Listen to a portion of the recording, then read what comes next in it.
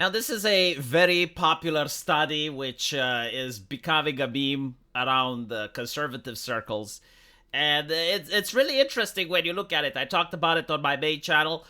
Basically, the study correctly assumes that human beings have a finite level of compassion and empathy.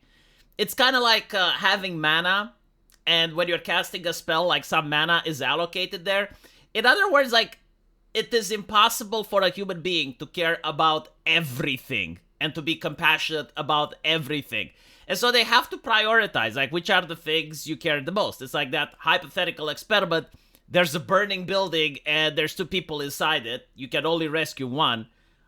Which one do you go for? Like, this is what the experiment tries to analyze.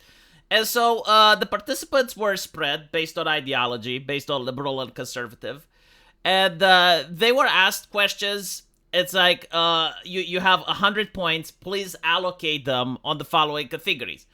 And when you go close to the circle, it's your immediate family. And then as you're moving away, it's your extended family. You're moving more away, it's the people that you know. And then further away, it's your acquaintances, the people in your country. Then you're talking about all mammals, then all animals, then all life on Earth, all life in the universe, right?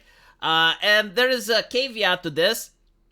They basically say that participants in these categories were non-overlapping, such as that giving to one category, example, extended family, would not include an inclusive category.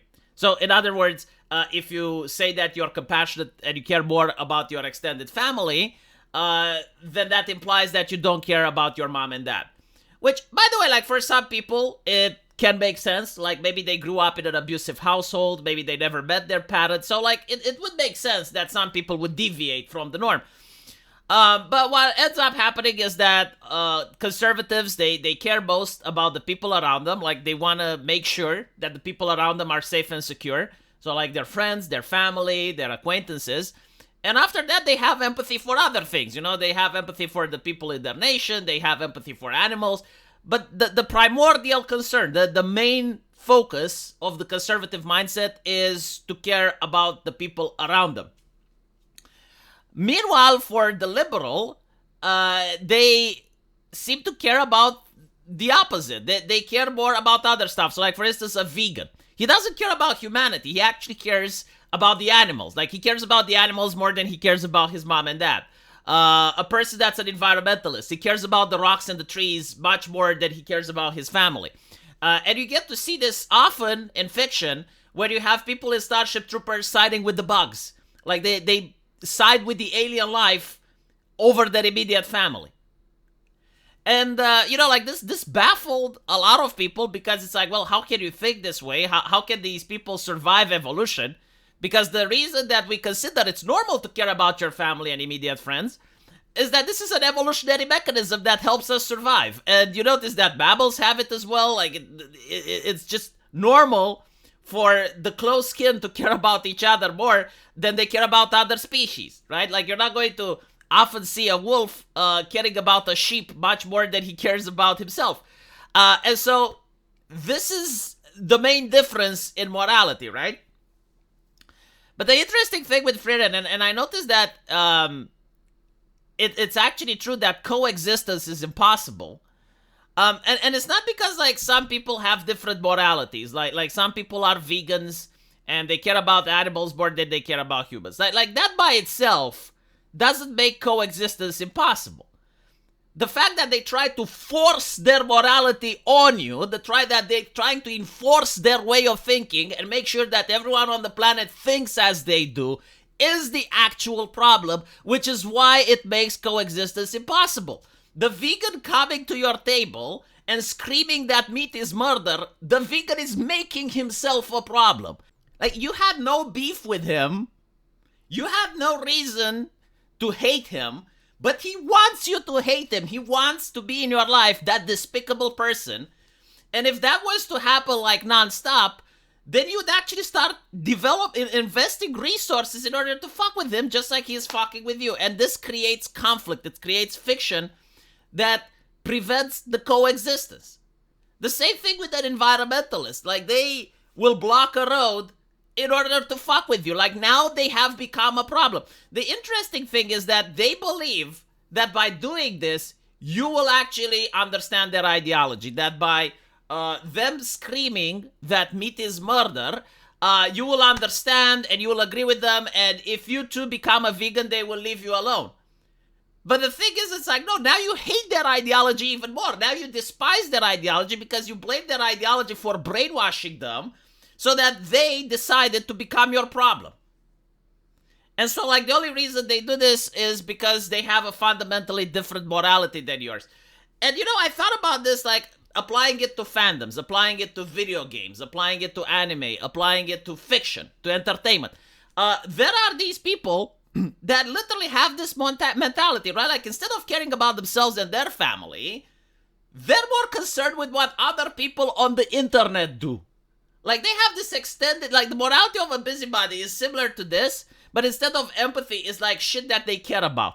Instead of caring about themselves, their family, their close friends, their acquaintances, they care about other people online from different countries, from different nations, and they're like really concerned, like, what type of entertainment do you consume? Do you have like a lady with a plump ass that jiggles? Like, that's haram. You shouldn't have that. And again, like, coexistence with these people in any fandom is absolutely impossible because the core of the fandom, they care about themselves, their friends, and their acquaintances. You know, like, what goes on their Discord, what movie they're going to watch tonight, what video games they're going to play with their friends. That's the concern of normal people. But then you have the authoritarians, the tourists, the moral busybody, whose concern is with you, even though they're a stranger to you, and they are so detached to you that they're in the outer layer of a 17. So they're upset that you're a degenerate because you like playing the first Descendant, while they themselves are surrounding with people that are extremely more degenerate than you, not because of the entertainment that they watch, but what they actually do in their real lives.